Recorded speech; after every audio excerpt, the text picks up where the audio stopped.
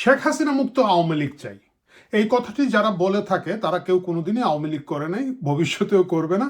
কিন্তু আওয়ামী লীগের কল্যাণ কামনায় তাদের মতো উতলা, তাদের মতো কি বলা যায় আওয়ামী প্রেমী লোকজন বাজারে খুব বেশি দেখা যায় না। এইসব ডলারখোর মিডল ক্লাস লোকজন, যাদের অর্ধেকের কোনো ব্রেন নেই এবং বাকিদের বুদ্ধিশুদ্ধি আসলে ডলার বা অন্যান্য শক্তির মাধ্যমে ঘোরাফেরা করে, তারা বিগত দিন ধরে খুব বেশি বেশি করে আফসোস করছে যে একটা আওয়ামী লীগ চাই, কিন্তু সেই আওয়ামী লীগ শেখ হাসিনা মুক্ত হতে হবে। এই প্রজেক্টের একটা অংশ হিসেবে কি স্পিকার শিরিন এবং আমাদের সাবের হোসেন চৌধুরী আওয়ামী লীগের নেতা, তাদেরকে নিয়ে একটা নতুন আওয়ামী লীগ করা হচ্ছে? বাজারে এই গুজবটা দীর্ঘদিন ধরে ঘুরে ফিরে যাচ্ছে। আমরা দেখলাম স্পিকার শিরিনকে, সাবেক স্পিকার শিরিনকে খুব দ্রুতই মুক্তি দেওয়া হলো। খুব ভালো। ওনার যে বয়স, শারীরিক অবস্থা, সামাজিক সম্মান সব কিছু মিলিয়ে তার অবশ্যই জামিন পাওয়ার অধিকার আছে এবং তাকে খুব দ্রুত জামিন দেওয়া প্রয়োজন ছিল। কিন্তু এটা কি খুব স্বাভাবিক ঘটনা? আমরা দেখতে পেলাম, কারণ হচ্ছে ওয়াকার ইউনুসের যে সরকার যে রেইন অফ টেরর চালিয়েছিল, একই ঘটনাটা কিন্তু সরকার পরিবর্তনের সাথে সাথে কোনো ধরনের পরিবর্তন হয় নাই, এখনো একই অবস্থা আছে। আমরা দেখতে পাই তৃণমূলের সবচেয়ে কি বলা যায় একেবারে নিচু স্তরের যে নেতাকর্মী, তারাও কিন্তু মাসের পর মাস, বছরের পর বছর জামিন পাচ্ছেন না। ছাত্রলীগের নেতাকে আমরা দেখতে পেয়েছি, তার শিশুর লাশটা দেখার জন্য তাকে বের হতে দেওয়া হয় নাই। আমরা দেখতে পাই অসংখ্য ছাত্রলীগ যুবলীগ নেতারা তাদের মা বাবার মারা যাওয়ার পরে সাধারণত পেরোল পান না, পেলেও হাত কড়া হাতে নিয়ে তাদেরকে কাঁধে লাশ নিয়ে যেতে হচ্ছে। এই যখন অবস্থা, তখন আওয়ামী লীগের শীর্ষ নেতারা যারা গ্রেফতার আছেন, প্রায় ১৫ শতাধিক সাবেক এমপি গ্রেফতার আছেন, তাদের তো মুক্তি পাওয়ার কোনো প্রশ্নই ওঠে না। সের বাইরে আছেন, আপনি যদি দেখেন, একেবারেই স্বতন্ত্র নির্বাচন করেছিলেন একসময়ের যুবলীগ নেতা ব্যারিস্টার সুমন, বহুল আলোচিত নেতা ব্যারিস্টার সুমন সহ আরো অসংখ্য সুশীল মানুষকে আটকে রাখা হয়েছে শাহরিয়ার কবিরকে, যিনি অলমোস্ট জীবনমৃত অবস্থা আছেন। তার জীবনের একমাত্র অপরাধ হচ্ছে রাজাকারের বিরুদ্ধে আন্দোলন করা। তিনি আওয়ামী লীগের কোনো সুবিধাভোগী ছিলেন না, সুফলভোগী ছিলেন না, সরকারের সাথে ছিলেন না, কিন্তু তাকেও আজকে অনেকদিন ধরে আটকে রাখা হয়েছে এবং তার জামিন হচ্ছে না প্রফেসর বারাকাত সহ আরো অসংখ্য মানুষের। আর পরে জামিন হচ্ছে না, ধরেন বড় বড় সাংবাদিকদের জামিন হচ্ছে না ফারজানা রূপার মতো সাংবাদিকদেরকে। এবং কেন তারা বছরের পর বছর থাকবেন, এই প্রশ্নটা কোথাও উঠছে না, চারিদিক শুনশান। সেই মুহূর্তে স্পিকার শিরিনকে যখন গ্রেফতার করা হয়, গ্রেফতারের নামে নাটক করা হয়, মানে গুম গ্রেফতার থেকে প্রকাশ্য গ্রেফতারে আনা হয়, ধরে নেওয়া হয়েছিল যে তাকে হেনস্থা করা হবে। এবং সেই হেনস্থার এক ধরনের ধাক্কাধাক্কি আমরা দেখেছি কারাগারের যাওয়ার আগে, তাকে যখন কোর্টে আদালতে হাজির করা হলো, তখন আমরা দেখেছি। কিন্তু আমরা দেখলাম বেশ তড়িঘড়ি করে তাকে মুক্তি দেওয়া হলো। এই ধরনের মুক্তি সাধারণত ডক্টর ইউনূসের মব বাহিনীকে দেওয়া হতো। ধরেন নারীর ওড়না কোথায় রাখা হবে না রাখা হবে, এই ধরনের গবেষণা করা হলে তাকে গ্রেফতার করে সাথে সাথে ফুলের মালা দিয়ে ইউনূস মুক্ত করে দিত। তারপরে ধরেন ওই যে আমাদের একটা গাজীপুরের এক নেত্রী ছিল, 50 কোটি টাকা চাঁদাবাজির অভিযোগে তাকে গ্রেফতার করে রিমান্ড দিয়ে, সেই রিমান্ড থাকা অবস্থায় আবার আদালতকে বিকেলে বসিয়ে আসিফ নজরুল তার জামিন দিয়েছিলেন। এই সব মকারি বাইরে সাধারণত যারা কারাগারে গেছেন তাদেরকে আদৌ কোনদিন মুক্তি দেওয়া হবে কি হবে না, এই বিষয়ে বিগত সরকার এবং তার এক্সটেনশন হিসেবে বর্তমান সরকারের কোনো ধরনের চিন্তা ভাবনা নাই। কিন্তু স্পিকার শিরিনের জামিন হয়েছে। এর আগে এরকম একটা খুব চমৎকার জামিন হয়েছিল সাবের হোসেন চৌধুরীর। তাকে আমরা দেখেছি যে হুট করে তাকে 6টা মামলায় গ্রেফতার করা হয়েছিল। 6টাই অবশ্যই এগুলো হাস্যকর ভুয়া মামলা। সাধারণত দেখা যায় যে ঢাকায় বসে বরগুনায় গুলি করে লোকজন মেরে ফেলছে। এই ধরনের বিভিন্ন হত্যা মামলা, জুলাই হত্যা ব্যবসাকে যেটাকে বলা যায়, বা লাশ ব্যবসা বলেন, জামিন ব্যবসা বলেন, সেইগুলোতে তাকে গ্রেফতার করা হয়েছিল এবং তাকেও কিন্তু খুব দ্রুত সময়ের মধ্যে মুক্তি দেওয়া হয়েছিল, জামিন দেওয়া হয়েছিল। প্রিয় দর্শক, বাজারে দীর্ঘদিন ধরে যে গুজবটা আছে, এটা আসলে শুধুমাত্র গুজব নয়। এই মুহূর্তে কেন একটা বিকল্প আওয়ামী লীগ তৈরি করার চেষ্টা হচ্ছে? বিকল্প আওয়ামী লীগ করার চেষ্টা হচ্ছে কারণ আওয়ামী লীগের একটা বিগ স্টেক হোল্ডার সাধারণ জনগণ রয়েছেন। এদের একটা বড় অংশ গত নির্বাচনে জামাত শাসিত ইউনূস সরকারের থেকে মুক্তি পাইতে এবং প্রকাশ্য জামাতের সরকার থেকে নিজের যান বাঁচাতে, যেটা আমাদের শ্রদ্ধেয় সাংবাদিক নূর কবির ভাই বলেছেন যে নাকে রুমাল চেপে ধানের শীষে ভোট দিয়েছেন। কিন্তু ভোট দেওয়ার পরও দেখা যাচ্ছে গন্ধটা যায় নাই, গন্ধটা জায়গায় আছে, রুমালের মধ্যে গন্ধ উঠে গেছে। এই যে হতাশ আওয়ামী লীগের, প্রো আওয়ামী লীগ সমর্থক যারা আছেন, তাদের ভোটকে কোথাও একটা স্পেস করে দেওয়ার জন্য বা তাদেরকে একটু মানে স্পেস করে দেওয়ার জন্য একটা আন্তর্জাতিক সুশীল সমাজ থাকে আমাদের, আমরা জানি, যেটা সাধারণত এনজিও ভিত্তিক থাকে এবং বিভিন্ন দূতাবাস ভিত্তিক থাকে। তারা এখন একটা নতুন আওয়ামী লীগ করবে, কারণ সব ডিম তারা একটা ঝুড়ির মধ্যে রাখবেন না।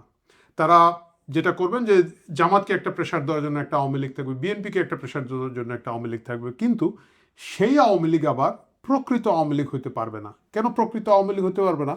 প্রকৃত আওয়ামী লীগ হচ্ছে একটা খতরনাক জিনিস। তাকে যদি আপনি 1 ইঞ্চি জায়গা দেন, সে কিন্তু সাথে সাথে 1 গজ জায়গা নিয়ে নিবে। এটা যে বলে যে সুই হয়ে ঢুকে ফাল হয়ে বেরোবে, এরা সুই হয়ে ঢুকে শের শাহের কামান হয়ে বের হয়ে যাবে। এই ঝুঁকিটা এরা নিবে না, এবং এই ঝুঁকিটা তারা নিবে না বলেই একটা শিশু আওয়ামী লীগ তৈরির প্রচেষ্টা চলছে, গোয়েন্দারা করছে। আমি জানি আপনারা অনেকেই বলবেন যে এটা অতিরঞ্জিত কল্পনা, কিন্তু বিশ্বাস করুন আমাদের সূত্র বলছে যে এই ধরনের আলাপ আলোচনা দীর্ঘদিন ধরে চলছে, এবং সেই আলোচনার প্রেক্ষিতেই এই সম্ভাবনাটা এখন আরও অনেক বেশি তৈরি হয়েছে। কারণ আন্তর্জাতিক মহল, সুশীল মহল যারা আছেন, তাদেরকে তো বোঝাতে হবে দেশে গণতন্ত্র আছে এবং সকল ভালো আওয়ামী লীগ, সকল ভালো লোকজন কি বলা যায় রাজনীতিতে আছেন, খারাপ লোকজন চলে গেছে। এখন কথা হচ্ছে যে এটা হওয়ার আগে কেন আমি এই কথাটা বললাম, কারণ আপনারা অনেকেই কমেন্ট বক্সে বলবে দূর মিয়া আপনারা বেশি বুঝেন। আমরা বেশি বুঝি বলতে বলতে কিন্তু অনেক ধরনের জিনিস দেখা যায় যে যখন অবিশ্বাস্য মনে হয় কিন্তু একটা সময় বিশ্বাসযোগ্য হয়েছিল। আপনারা যদি 1/11-এর সময় চিন্তা করতে পারেন, আপনাদের মনে আছে যে তখন সংস্কারবাদী হিসাবে এমন এমন নেতাকে দেখেছি। ইভেন আপনি সব বাদ দেন, আপনি বিএনপির মহাসচিব, আওয়ামী লীগের সাধারণ সম্পাদক, তাদেরকে পর্যন্ত আমরা দেখেছি প্রেশারটা নিতে পারেন নাই, তাদেরকে পর্যন্ত বেঁকে যেতে হয়েছে, তাদেরকে পর্যন্ত সংস্কার প্রস্তাব এবং বিভিন্ন আলাপ আলোচনার মধ্য দিয়ে যেতে হয়েছে। এবং এর ফলশ্রুতিতে মান্নান ভূঁইয়া এবং আব্দুল জলিলের মতো বিএনপি এবং আওয়ামী লীগের 2 জাদ্রেল নেতা, যাদের দীর্ঘ দশকের পর দশক রাজনীতি করার অভিজ্ঞতা ছিল, তাদের রাজনৈতিক কেরিয়ার শেষ হয়ে গিয়েছে। এখন কি হবে? এখন যদি একটা সুশীল আওয়ামী লীগ তৈরি করা হয় এবং শেখ হাসিনা মুক্ত আওয়ামী লীগ তৈরি করার একটা চেষ্টা চলায়, সেটা কতটুকু ফল লাভ করবে? আপনাদের কি মনে হয় কমেন্ট বক্সে বলবেন। আমার কি মনে হয়, আমি যেহেতু সুযোগ পাচ্ছি এখানে বলি, এই আওয়ামী লীগ হবে 1%, শেখ হাসিনা হচ্ছে আওয়ামী লীগের 99%। আপনি একটা জিনিস দেখবেন আপনার আশেপাশে যারা ধরুন দলীয় রাজনীতি করে না, যাদের কোনো পদ পদবি নাই, বাট আওয়ামী লীগ সমর্থন করেন দীর্ঘদিন ধরে গিয়ে আসছে, তাদের সাথে কথা বলে দেখবেন আওয়ামী লীগের বাকি কোনো নেতার প্রতি তাদের কোনো ধরনের এই সম্মান, কোনো ধরনের ইজ্জত দেওয়ার কোনো ইচ্ছা নাই। মানে এদের মধ্যে কোনটা টাউট, কোনটা বাটপার, কোনটা চোর এবং কোনটা আসলে ভালো, এটা চিহ্নিত করার কোনো চিন্তা ভাবনা সমর্থকদের নাই। সমর্থকরা আওয়ামী লীগকে মিস করছে না, সমর্থকরা শেখ হাসিনাকে মিস করছে।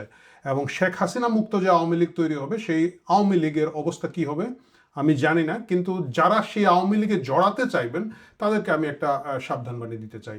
এর আগে আরো অনেক বড় বড় নেতারা তাদের পলিটিক্যাল ক্যারিয়ার এইভাবে ধ্বংস করেছেন। আপনারা যারা এটা করতে চান, যদি করেন এবং সেখানে যুক্ত হন, তাদের ন্যূনতম যে ঘটনাটা ঘটবে সেটা হচ্ছে আপনারা দৌড়ানি খাবেন, পথে-ঘাটে মায়ের খাবেন, এবং এটা অনেক বড় বড় লোকজন মায়ের খেয়েছে। বিএনপির সময় 1/11-এর সময় জেনারেল মাহবুব ছিলেন আর্মি চিফ, ওনাকে পর্যন্ত দৌড়ায় কাপড় টাপড় খুলে বিএনপির নেতাকর্মীরা জিয়াউর রহমানের মাজার থেকে দৌড়ানি দিয়ে ফেলে দিয়েছিল। এবং সেই ক্ষেত্রে আওয়ামী লীগ কী পরিমাণ বিধ্বংসী হতে পারে আওয়ামী লীগের কর্মীরা, সেটা আর আপনারা ভেবে এই নতুন নাটকে জড়াবেন বলে আশা করি।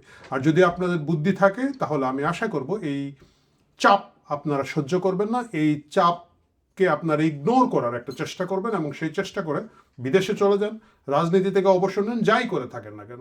কিন্তু এই চাপ ভয়ঙ্কর, বিশেষ করে গোয়েন্দা সংস্থাদের যে চাপ তৈরি হয় আমরা দেখেছি। ইভেন গত দশকে আমরা দেখেছি যে তৃণমূল বিএনপি করে আমরা দেখলাম যে অনেকের রাজনীতিকে একেবারে ধ্বংস করে দেওয়া হলো, যারা একটা সময় হয়তো বিএনপির নেতা ছিলেন কিন্তু তারা এই চাপ সহ্য করতে পারেন নাই। সুতরাং আমি আপনাদের কাছে একটা অনুরোধ জানাবো, যারা এটার মধ্যে জড়িত হতে চান বাদ দিবেন। এবং সাবের সাহেব, শিরিন ম্যাডাম এবং আরও যেসব নেতাদের কথাবার্তা শোনা যাচ্ছে, দেশে ফিরতে চান, দেশে ফিরে নতুন ধারার রাজনীতি করতে চান, তাদেরকে আমার একটা অনুরোধ থাকবে, নিজের নিরাপত্তার কথা চিন্তা করুন। শুধু রাজনৈতিক ক্যারিয়ারের কথা চিন্তা করবেন না, নিরাপত্তার কথা চিন্তা করুন। এবং গোয়েন্দা সংস্থার চাপের তুলনায় সাধারণ তৃণমূলের যে প্রতিরোধের মুখে আপনারা পড়বেন সেটা বড় কথা। Sheikh Hasina minus Awami League big zero. ওই জিরোর মধ্যে আপনারা ঢুকলে আপনারা নিজেরা জিরো তো হবেনই, কোন যে বিপদ আপনাদের জন্য নিয়ে আসবে না আমি সেটা বলতে পারি না। প্রিয় দর্শক, আপনারা যারা ভাবছেন যে এটা হবে না, আপনাদেরকে একটা ছোট্ট কথা বলি। আওয়ামী লীগের লোকজন একটা স্লোগান দেয় ঝড় বৃষ্টি আধার রাতে আমরা আছি তোমার সাথে। এই আওয়ামী লীগের লোকজন আসলে ঝড় বৃষ্টি আধার রাতে শেখ হাসিনার সাথেই থাকবে, আর কারোর সাথেই যাবে না।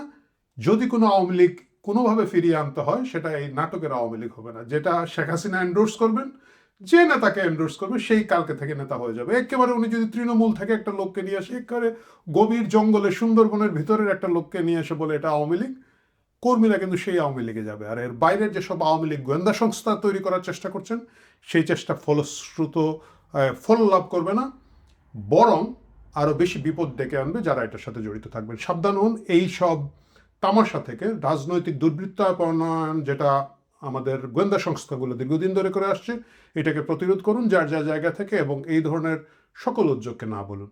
ভালো থাকুন।